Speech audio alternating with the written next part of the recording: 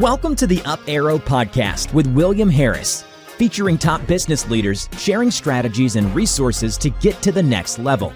Now, let's get started with the show. Hey everyone, I'm William Harris. I'm the founder and CEO of Element and the host of the Up Arrow podcast, where I feature the best minds in e-commerce to help you scale from 10 million to 100 million and beyond, as well as help you up arrow your business and your personal life. The guest that I have today is Michael Markesbery, CEO and co-founder of OROS Labs and Forbes 30 Under 30 winner. OROS Labs is a material technology company. They create the most advanced thermal materials on the planet. OROS Labs technology, Solarcore, leverages the thermal properties of aerogel, the lowest thermal conductive solid in existence, to transform insulation across government, commercial, and consumer industries. And Mike, we've known each other for a while, so I'm excited to be able to talk to you today. Same here, dude. William, it's great to see you and honored to be on the show. Yeah. I was trying to think about who first introduced us, and I couldn't remember exactly who it was. It was either Pat O'Brien or Alan Burt. Figured I'll just give them both a shout out. Pat, an absolutely fantastic just growth advisor for e-commerce brands. And then Alan Burt, CEO of Blue Stout. He's been on the podcast before as well. Both of these guys are smart guys and worth a follow and checking them out as well. Love both those guys. They're both absolutely incredible. Pat ended up investing in the company and becoming an incredible advisor and mentor. And it's been great to work with them. Yeah. Well, I'm excited to dig into some of the stuff here. I do have one quick announcement here. This episode is brought to you by Element. Element is an award-winning advertising agency optimizing e-commerce campaigns around profit. In fact, we've helped 13 of our customers get acquired, with the largest one selling for nearly $800 million. And one that IPO'd recently. You can learn more on our website at element.com, which is spelled ELUMYNT.com. All right, on to the really good stuff. Forbes once said, I remember an article, that OROS is the warmest jacket on the planet. And we were running ads at the time, and I can remember one of the ads had something where there was like this guy spraying, like hosing down the jacket with liquid nitrogen. And the temperature still inside the jacket still showed that it was, warm and toasty, which blew my mind. Are the jackets really that warm? Absolutely. You know the story. We'll talk more about it later. But we took the same technology that NASA used to insulate spacecraft, like the Mars rovers, best insulation on Earth called aerogel, figured out how to use it in applications here on Earth. And took our version of aerogel called Solarcore and launched it out to the world via an apparel brand originally to create awareness around Solarcore. And that apparel brand ended up working out really well. And jackets got picked up in PR by Forbes, and Forbes called it the warmest jacket on Earth. I love that. Aerogel is such an interesting thing for me. So I'm going to take this back even a little bit further. You were studying zoology at Miami University. How do you go from zoology to like NASA grade, space grade material science aerogel? Like where does that connection happen? I was in college, and my sophomore year backpacked across Europe. Ended up climbing my first mountain in the Swiss Alps, which was awesome experience. One really big problem. On top of the mountain, I look like the Michelin Man.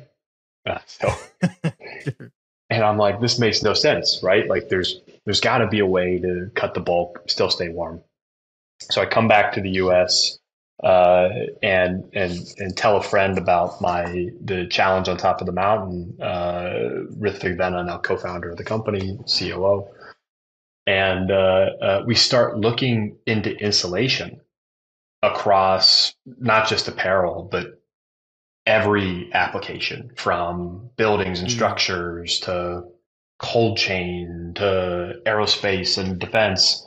And what we found really surprised us. We found that all of these other industries seem to be struggling with the same challenge that we had in apparel. So, for example, buildings and structures, the world's energy consumption. 50%, trillions of dollars a year goes to producing heat.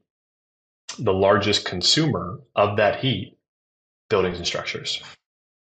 Said another way, if you can just improve the insulation behind these walls by a couple percentage points, you can save tens, if not hundreds of billions of dollars of energy consumption a year. Wow. That's huge. Absolutely. And that's just one application. Cold chain packaging, batteries, aerospace, all the same story. And so our takeaway, Ruth and my takeaway was, oh my gosh, the problem's not apparel. The problem is insulation. And if we can solve this insulation problem, we can make a pretty big impact across a variety of different industries. I then got super lucky, and I ended up getting a scholarship created by the Mercury 7 astronauts called the Astronaut Scholarship. And through the Astronaut Scholarship, I learned about this amazing material called aerogel. And NASA was using aerogel to insulate spacecraft like the Mars rover. Said it's the lowest thermal conductive solid in existence, meaning it's the best insulation on Earth. And I'm hearing all this and thinking like, well, wait a minute. You're saying this is the best insulation on Earth. You're using it in the most extreme environment in the universe, space. Mm-hmm. But it's not getting used across all these different applications. Like, what are we missing here? This makes no sense. Got our hands on the stuff, immediately found out why this amazing material wasn't getting used in all these different applications. And it turned out that aerogel is really brittle. We put it in our hands and this stuff just shattered into 1,000 little pieces, Sure. Which was a pretty surprising moment. But we became passionate about figuring out how to make this really amazing insulation just not brittle so that we could use it in whatever application we want. And that was the start or the launch of the company. So you asked how did two zoology majors go from zoology majors to NASA aerogel technology. That's how. Yeah. So you grew the business first there in Ohio, in Cincinnati, close to where you were in college, right? And you grew that for a while, and then eventually you decided to move the team to Portland. I want to know a little bit more about why the move, and was it beneficial, or what was going through your mind at the time? Absolutely. So we needed a very specific type of talent on the team, particularly engineers and especially textile engineers. And when we looked across the country, looked at a bunch of different places, and Portland was one of the best. If you look for textile engineers, there's only really two places in the U.S. that have a good amount of textile engineers. It's North Carolina with the textile industry, and it's Portland, Oregon, because Portland, Oregon is the headquarters for, Nike, the North American headquarters for Adidas, a bunch of other really big apparel brands and footwear brands that need textile engineers are here. So it became pretty clear that the choice was Portland. The other major benefit outside of a talent pool perspective is candidly more of a cultural alignment, which is access to the outdoors. Sure. Oregon has that in spades, and something that we're really lucky to get to enjoy. Okay. Well, then the other thing I wanted to ask is, as I was digging through even your team and advisors and where you're going, early on, you landed Jeff Nash, a materials engineer from the North Face and Black Diamond, as basically your third FTE. How did you swing that? How did you get somebody with that kind of clout to say, yep, I'm ready to jump into your business when you're, 2-3 handful of people? We had an amazing team of advisors Mm, that made the business for us. One being Pat, who we talked about earlier. But Riff and I, on our way out the door, graduating college, we knew that we had never built a business before, and decided to assemble a group of advisors that knew way more about our business than us.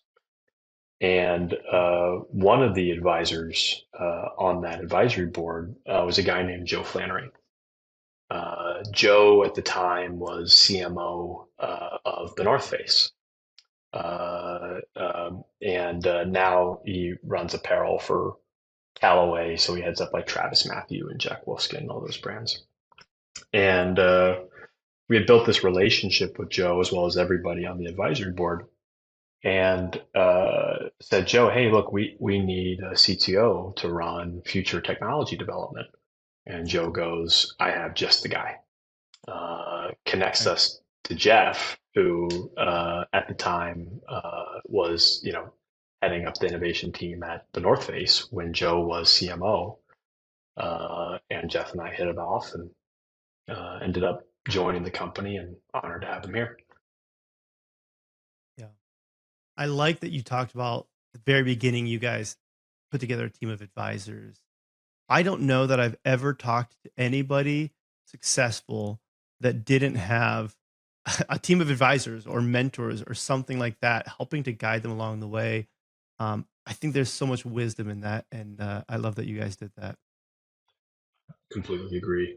It's been even today, the mentors and advisors have been uh, incredibly impactful on the business, but also with me personally. So it's been one of the best decisions we've ever made.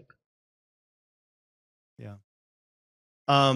So all of this resulted in some meteoric growth for you. That pun is somewhat intended on the space theme here. Um, you end up basically changing a lot of outdoor apparel in a pretty big way. You land on the Forbes 30 under 30 list.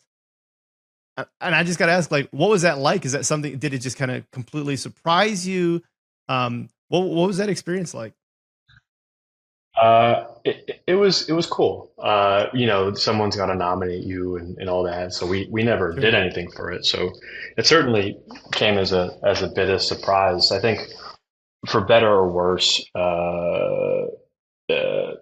Rith and I are really good at keeping our heads down and focusing on the next milestone. Sometimes forget to, celebrate the little wins. And I think we looked up and said, "Oh, cool, that's awesome." Put our heads back down and focused on the True scientist. yeah, yeah, exactly.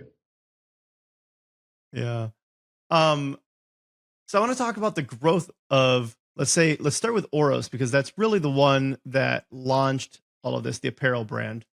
Um, at least from the context that I've seen here. What would you attribute a lot of the success to, aside from having a product that is really sensational and fun? Were there certain things that you did that you think helped to accelerate the growth of the company? Yeah, a lot of successes, a lot of failures too along the way. Yeah. Again, we launched that apparel brand to really prove out the value of Solarcore across and generate a lot of awareness around the technology. So a lot of our marketing was really focused on the value proposition of Solarcore, which in apparel is more Mm, warmth, less bulk. Most warmest gear in the world don't need any of the bulk. So for the first time in history, you don't have to look like the Michelin Man to stay warm, more mobility, things like that. And a lot of that marketing really, really paid off. I think having a unique value proposition and a truly differentiated value proposition, and candidly a pretty technology stale market was very helpful mm, for us, at least with our early adopters and our niche community there.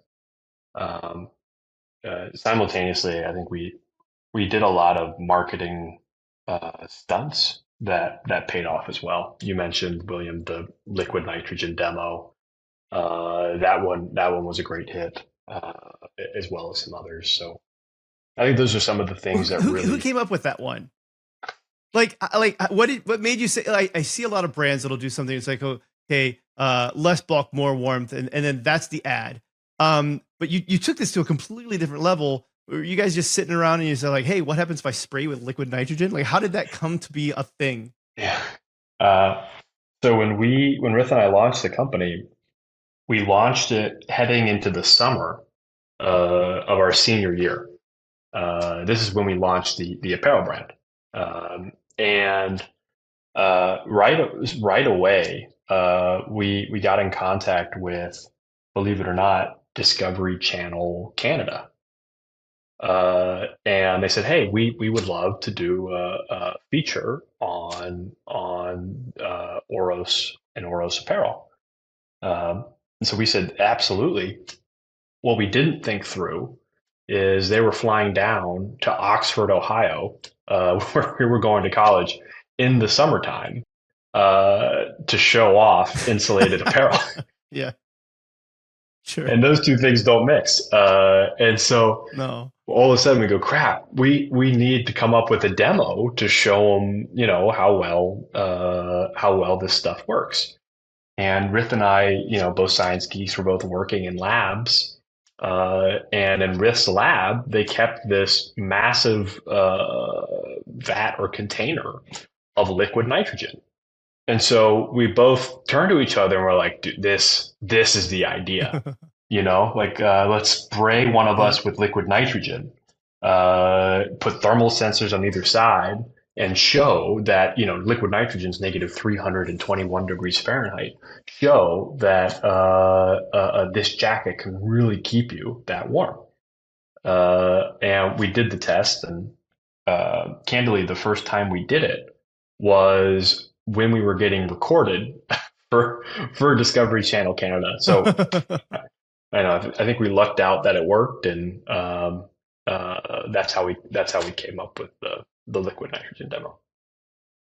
Yeah, so no testing of it with like a dummy before. You're just like, hey, here we go, let's just do it. Yeah. In hindsight, a dummy might have been smarter, but Sure. we did not think that went through all the way. But it worked out in the end, and we ended up solving, hey, how do you demonstrate how all these products work in the middle of summer? It reminds me of a quote, and I'm going to butcher it, but it's something along the lines of, in order to come up with something truly innovative, it's like have the idea and give it not enough time to solve it, kind of thing. And it's to a point that's kind of what happened to you guys, where it's like we have to figure out how are we going to demonstrate this, and we don't have enough time to come up with something, you know, I don't know, like fake snow or whatever. It's like if you have enough time, then it's like you come up with something even more elaborate. And you're like, we're literally just going to hose each other down with liquid nitrogen and prove it. And it's almost that constraint on time that creates some of the most innovative ideas. And so I like that. Totally agreed. Other saying is works well under pressure. Same thing. Sure. Completely agreed. So what about other things outside of marketing? Obviously, you came up with some really good ads. You got a lot of good press because it was doing what it said it was doing. It was the warmest jacket on the planet, and so people wanted to cover this really new, exciting technology. So a focus on quality products. And I tangent here. I remember you guys made a big deal about even the zippers. Like everything that had to go into this coat had to be at the absolute top level. So there's this focus on really great quality product, and I think that's imperative. There's also a focus on coming up with some innovative ideas on the marketing side. What about leadership? Was there something, a philosophy or anything along the lines of leadership that you think helped kind of just bring the group together to be able to have this unified vision of where you are going? 100%. This is agnostic of company too, right? Like at the end of the day, Sure. culture is so important for a company, and it is incredibly important to us. Rith and I are very different people, but what makes us work so well together is shared values, and a lot of those values have become the values of the company. Um, And we're fortunate to have a great team that we work with that shares those values as well. To the point that, when we interview candidates, the final interview is a pure culture set interview where we've crafted, 24 questions that all get back to the core values of the company, purely to assess whether the candidate aligns with the culture of the company that we're building. So, to me, that is unbelievably important. And think about it this way too, like if you're a 10,000 or 1,000 person company, one person makes up 0.1% of your company culture. But when you're just starting out, and you're a group of 5, one person makes up 20% of your company culture. And it's so important to get that right. So that's been a key value for us. I've heard an interview with Steve Jobs saying something along the lines of hiring A players instead of B or C players. And when you get 5 of them in a room, they really enjoy the idea that they're working with other A players like themselves, and so then they hold that to the new standard where everybody that they recruit from then on has to be another A player like them, because they can't imagine it any other way. And I'd imagine, let's take this, remove this from just A players. To your point, like cultural fits as well. Yes, that's the A player, but that's A player in many different types of varieties. But if you're careful about how you curate your early team, that translates into more of those people being attracted to work here and the wrong people saying, yep, this isn't for me, but those people wanting to find more people like them to continue working here as well. Nailed it. Couldn't agree more. Yeah. If you were going to give advice to a couple of other college kids who are probably in and over their heads, with some creative, exciting new idea, who wanted to start a business, what's the one main core piece of advice that you would give them to be successful in their new endeavor? If they're just starting out and all they have is an idea, I'd say 2 things. The first is figure out exactly what your problem is. What problem are you solving, and how are you solving it? Right? That problem solution set is everything. And then you layer on top of that who your customer is and all that. But spend a lot of time figuring out what your problem and what your solution is. And then I think layered on top of that is, the thing that attracted me to building something is it was the first time in my life that the answer wasn't in a textbook. And there's so much truth in that is so important. So if you're a college kid and you're just starting out and you have an idea, don't look for the answer in a textbook. Go talk to your customer. Go figure out what they need, and build a product around it. That's some of the best advice that I can give. I love it. And you hinted at some of this, that you're not going to find this in a textbook, but do you have a method that you ascribe to the most for figuring out the root of a problem? And I'll give a couple of examples. I know that my dad has always told me a lot about the 5 whys, right? Where it's like, well, why, and then why, and then why. And there's another Japanese one, and it's drawing a blank on the name of it, but it's basically the herringbone. Is there a method to your madness for figuring out the root problem that you're trying to solve? Yeah, honestly, yeah. I like to view a lot of business as a science experiment. One of the sayings we have internally at the company is science the shit out of everything you do.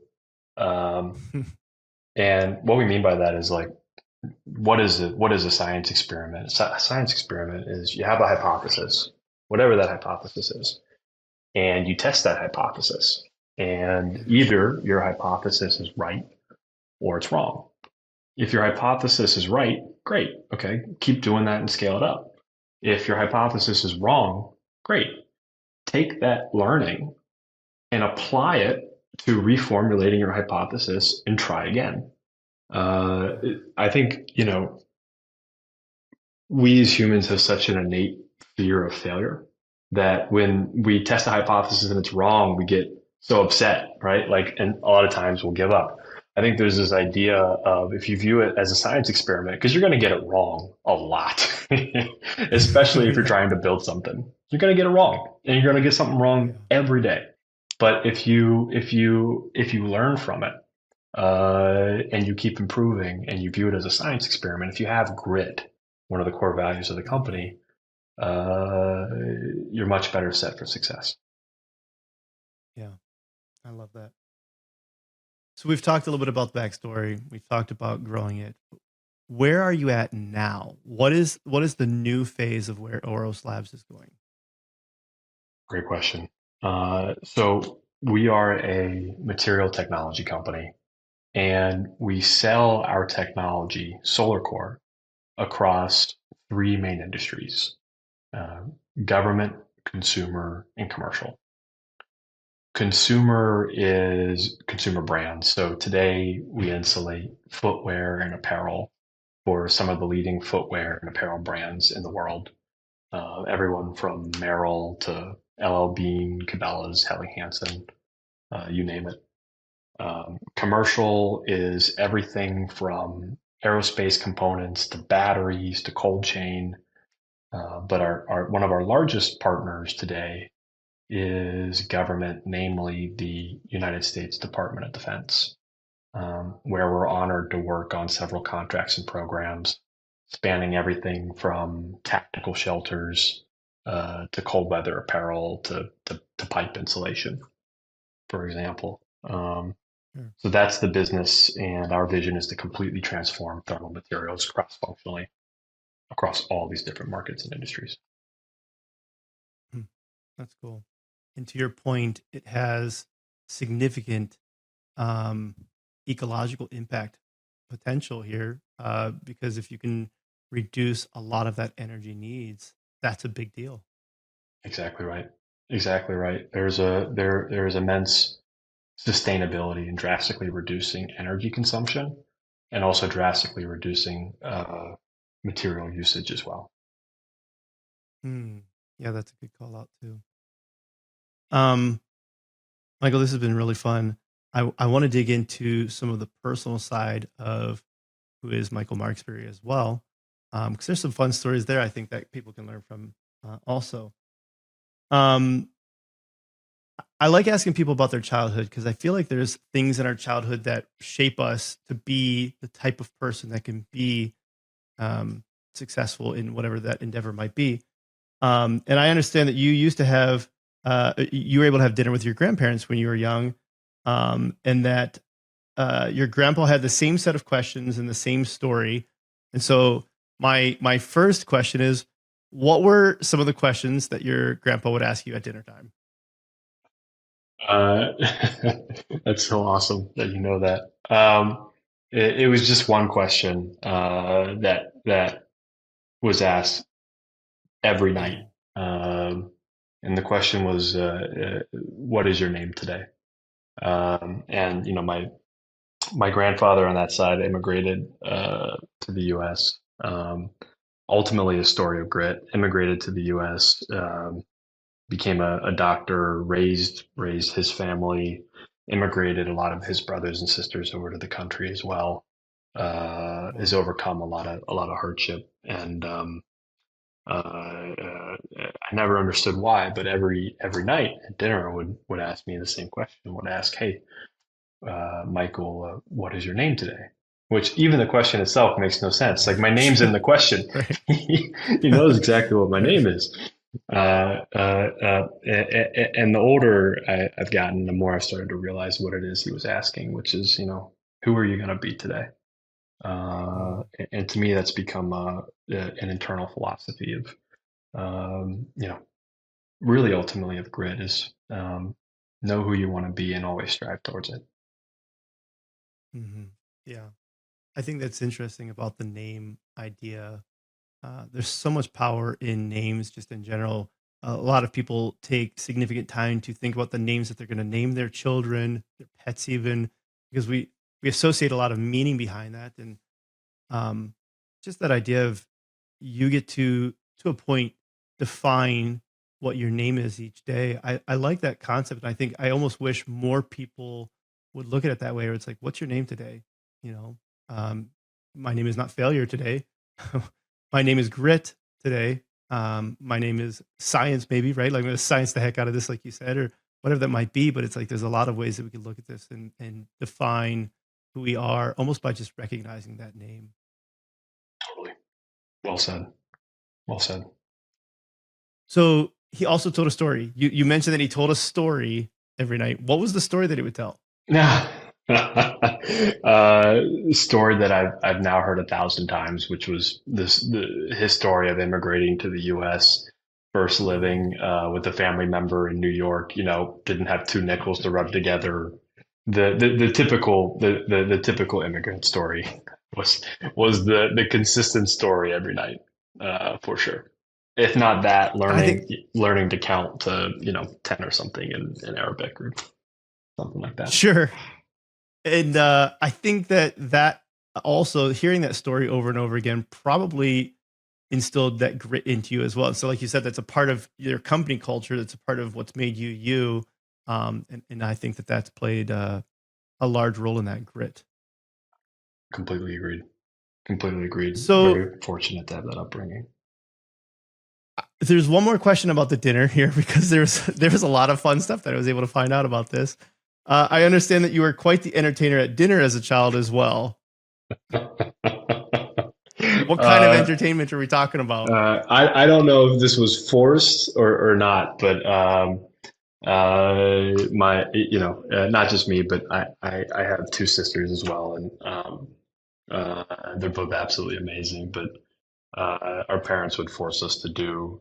They'd argue whether or not it was forced, but highly encouraged us to do a performance every night in front of our grandparents and in front of them, whether it was a song or you know uh, uh, magic tricks or you name it.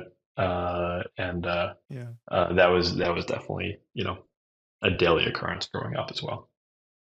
Yeah, magic tricks like hosing your friend down with liquid nitrogen. Yeah, exactly, exactly, You're still exactly. doing magic tricks as an adult. Do you still do Dude, magic tricks? I can whip one or two out on occasion. Nice. Definitely, for sure. So, Michael, one of the things that I like, again, going back to this idea of grit and determination and sticking it out, um, I understand that there was a moment where one of your advisors, Tim Holcomb, uh, VCs pulling out, cars driving through walls. What happened on this dreadful day? That one was a pretty interesting day. Rith and I were raising our first round of capital, and we had gotten a term sheet from a VC, and anyone who's in the space knows there's a no shop clause in the term sheet. And for those that aren't familiar, no shop clause is basically saying, hey, once you sign this term sheet, you company cannot go try to source a better deal for some given period of time. This term sheet was for I think like 4 or 5 months or something like that. And so we signed the term sheet. 1 month goes by, deal's not done. 2 months go by, deal's not done. 3, 4. We start getting up to the end of this no shop clause, and Rith and I are starting to get a little nervous. We're like, normally this doesn't take so long to go from term sheet to deal close. And then on the final day, we get a call from the VC, and the VC says, "Hey, thanks, but no thanks." And at this Oh, point, we're almost out of money. We're two kids that just graduated college, and we're panicking a little bit. And that evening, not like 3 hours later, we get a call from our landlord where we had set up our first office. And he goes, I don't know how to tell you guys this, but a car has just crashed into your office, destroying Oh no. everything. Uh, at this point, really, I just start laughing a little bit. It's like this is quite a day. And Yeah. I then get a call from Tim, one of the original advisors on that advisory board, Dr. Tim Holcomb. Tim heads up the entrepreneurship program at our alma mater, Miami. And Tim goes, "Hey, have you turned on the local news recently?" I go, "No, why?" He goes, "Oh, flip it on."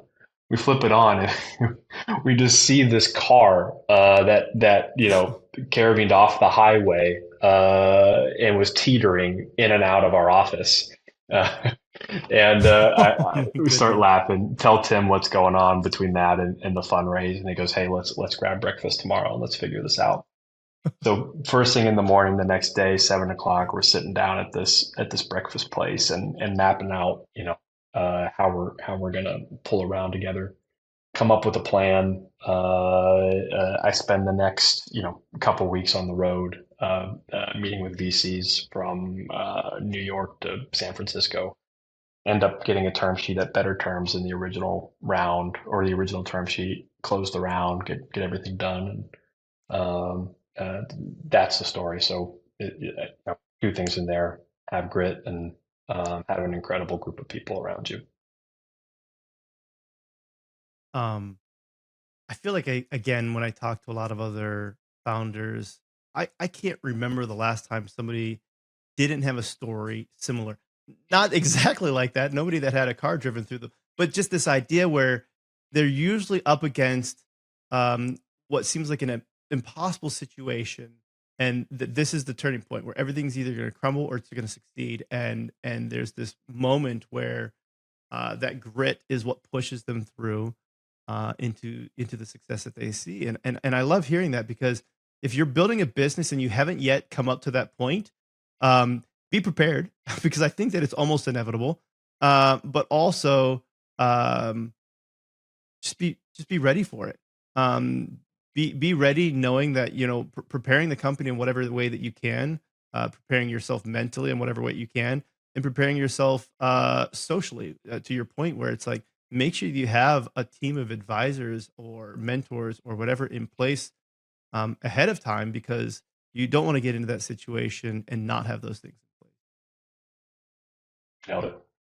Well said. place. Show and tell time.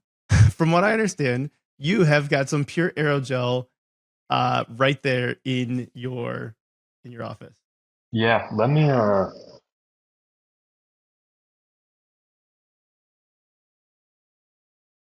get this out. So I keep with me wherever I go. I feel like a traveling salesman. I keep with me wherever I go my sales kit, which this is my sales kit here. It stays in my backpack at all times, just for situations like this. So, William, thank Nice. you. And have you ever seen pure aerogel? So I've seen pictures of it online, because I also really appreciate some really interesting material science, but I've never seen it actually in my hand. So unfortunately, I still don't get that opportunity here. But this will be the closest demonstration I have outside of online pictures. Next time we're together, I'll put some in your hand. But this is aerogel. This Unreal. is the same stuff used to insulate the Mars rovers. This is the best insulation on Earth. Also, the Mm. lightest solid in existence. It's 99% air. The only thing holding this together is an amorphous silica crystalline structure. So, this is the amazing material that we use to create Solarcore, and this is the best insulation on Earth. Is so cool. Do you get into other material now as well? Like, did you get into the graphene train where you're like, oh, I got to dig into this a little bit more now as well? Or is it like, this is the one track? So our vision for the company is completely transform thermal insulation cross-functionally. Sure. So our main focus is aerogel and putting aerogel into very easy to use forms. So Solarcore foam and others. We do very often for end product solutions adhere or combine certain things to Solarcore products, whether that's for like EMI or like electromagnetic interference or other properties as well. So very frequently we're combining our stuff with other high functioning materials to create a multifunctional end solution. Mhm. I like that. Um, what is a quote that you live by? Oh, um, I've got two. One is too long. Uh, One is too long to read. We'll stay focused on this one. It's way too long to read, but everyone knows it as the man in the arena quote Mm. by Teddy Roosevelt. And it is the background on my phone.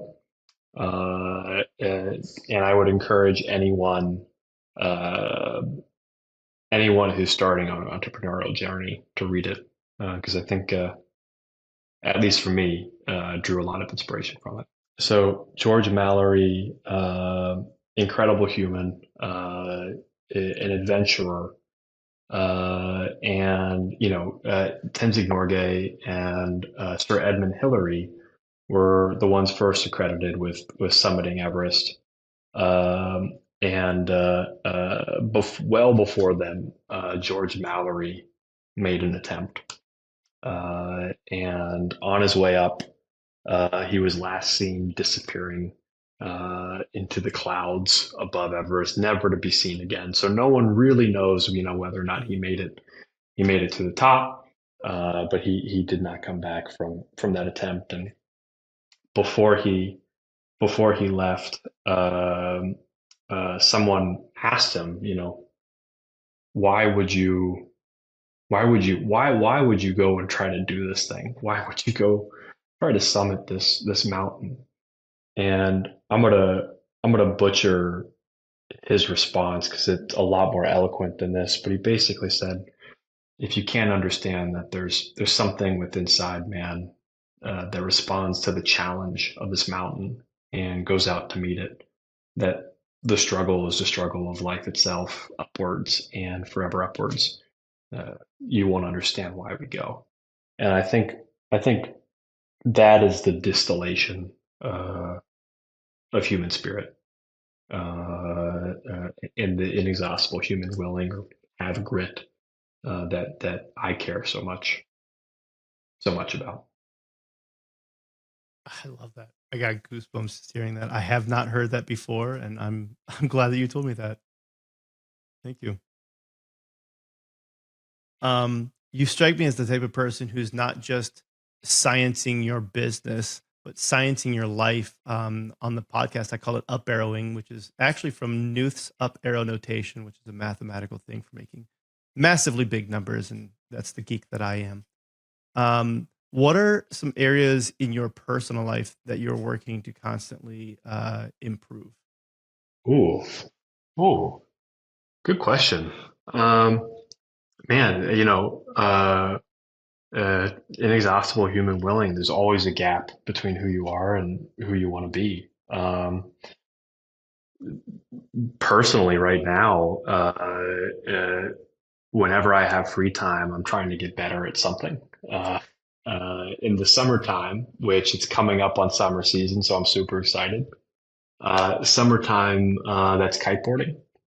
Since moving out west, Nice. that's been my summer activity. And had a great coach who helped me get pretty good, but I still have a lot to learn. Wintertime for me, it's skiing. Uh, I'm still a Midwest skier, so I'm making my way. I'm making my way up the food chain there a little bit. And then in the shoulder seasons, I started to learn how to fly. About halfway to my private pilot's license, and super excited to continue to do Nice. that. So those are some of the activities and things I'm getting better at. All of those sound fun, but the pilot's license, I understood that there's more of a backstory behind the pilot's license too. Yeah, there is. You're gonna make fun of me, but I won't. uh, getting the scholarship from the astronaut scholarship by the Mercury 7 astronauts, they make you feel really special. You're a kid in college, and you get the scholarship, and they fly an astronaut out to meet you, and the astronaut in front of a group of several hundred people gives you this oversized check and gives a speech. And the astronaut that came out to meet me was a guy named Robert Hoot Gibson. And Hoot, was landed the space shuttle on Mir during the Cold War, and prior to that was a Top Gun graduate and fighter pilot, and has since become a friend of mine, as have some of the other former astronauts, a lot of which were former fighter pilots. And hearing their stories, I'm like, what would be pretty cool is getting to fly a fighter jet. And there is a fighter jet called the L-39 Albatross that I have my sights Mhm. on. I'm a ways away from having all the certifications and whatnot, but that's my end goal. Yeah. So not just a pilot's license, but you want to be able to fly a fighter jet. That's yeah. Check back in a couple of years, and we'll see how I'm progressing towards that. From what I've seen, I have no doubt that you will be able to reach that goal. Again, that is a mountain that you are going to climb to the top of. Thank you. What about health? I talk to a lot of founders, CEOs who health can take a toll on the business can take a toll on health. Is that something that you're also trying to work towards upburrowing in your own personal life as well? 100%. One of my He started off as an advisor for the business and has since become a mentor to me. There's a guy named Colonel John Berger, and Colonel Berger, guy can run circles around me. He does triathlons all the time. Also, one of the busiest humans I know with work. And Hmm. a couple of years ago, we talk at least once a month, and had a conversation. And he goes, "Hey, Michael, I got a question for you." I go, "Yeah, what's that?" He goes, "What do you think the most important thing that you can do is to create value for your company?" And I started listing off, a bunch of our goals for the year, or a bunch of our 5-year goals, and yada yada. And he goes, "Yeah, all those things are great, but I'd argue the best thing you can do is be healthy Yeah. as the leader and part of the management team, so that you can accomplish those goals." I'm like, you know what? Holy crap! Like, he's Right. got a point. And I'd never thought about it that way. And so Colonel Berger has definitely been an inspiration for me, especially on that front, and uh, uh, constantly striving to be healthier, whether that means physical exercise, diet, sleep, uh, all the major facets. Hmm. Are you doing it scientifically? Are you the type who's wearing a whoop and it's something like that? I've tried Whoop. I like Whoop. I This is such a small thing. I don't like that it has to sit up higher on my arm Mhm. than where I would put a watch. Uh, Yeah. uh, I recently started trying Garmin, and I'll keep you posted. But definitely going through, trying all the different stuff, seeing what I like most. Yeah. Yeah. I figured you had to be tracking the vitals in some way, right? There's got to be some kind of data collection that you're doing on this. Totally, totally. There absolutely is. Um, well, Michael, this has been an absolutely enjoyable conversation for me. I feel like I've learned a lot. I feel like I've gotten to know you better. if there's someone who's listening who wants to follow you, your thought process, or connect with you or work with you in some way, what's the best way for them to stay in touch? Yeah, absolutely. You can follow the company OROS Labs on LinkedIn. Same thing with our technology, Solarcore, also on LinkedIn. I'm very active on LinkedIn. And then if you ever want to ping me directly, my email is michael@solarcore.tech. So feel free to shoot me a note. Well, I really appreciate it. Thank you for your time and your wisdom here today. And everyone, thanks for tuning in. Hope you have a great rest of your day. Thanks, Mike. Thanks for listening to the Up Arrow podcast with William Harris. We'll see you again next time, and be sure to click subscribe to get future episodes.